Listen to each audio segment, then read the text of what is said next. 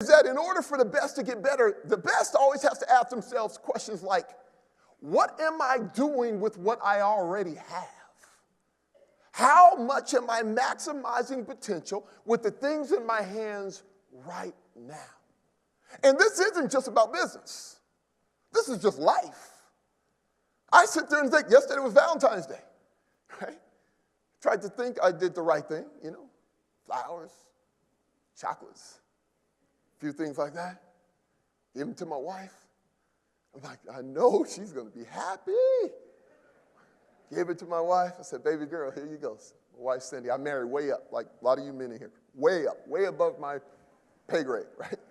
Okay. And she looked at me and she goes, oh, those are nice. But when you get the response, it's not quite the response. I was like, man, I'm missing something. What happened? She goes, it's this. So what's that? She goes, this is great this morning. But you didn't consider what happened yesterday and the day before and the day before. And I was like, man, exactly. Okay. What happens too often is instead of maximizing what we actually have access to or possession of, we always think about what we still need to do. And so even though my wife and I's relationship has continuously improved, the problem is she expects it to keep getting better. Okay, now follow this now, okay. That is also true with your customers.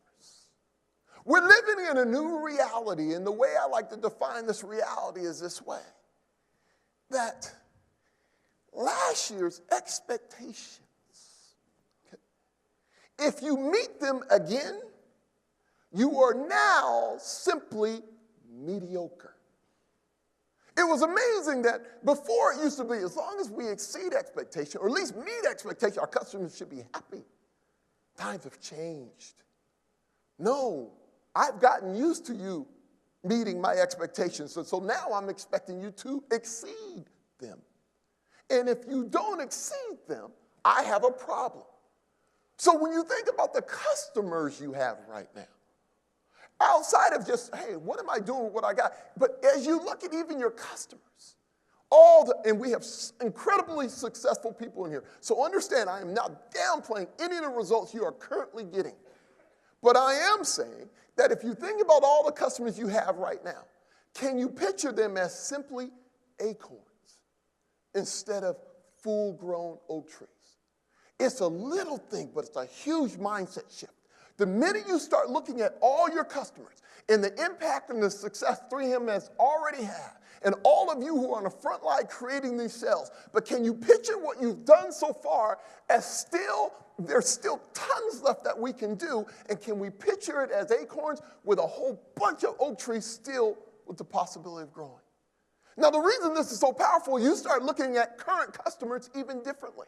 You start looking at what other things can we do with it? How much more can we expand this? How can we start playing to win? How can we push the gas pedal down? I'm like, hey, we're up by 30, but we're still blitzing every single play.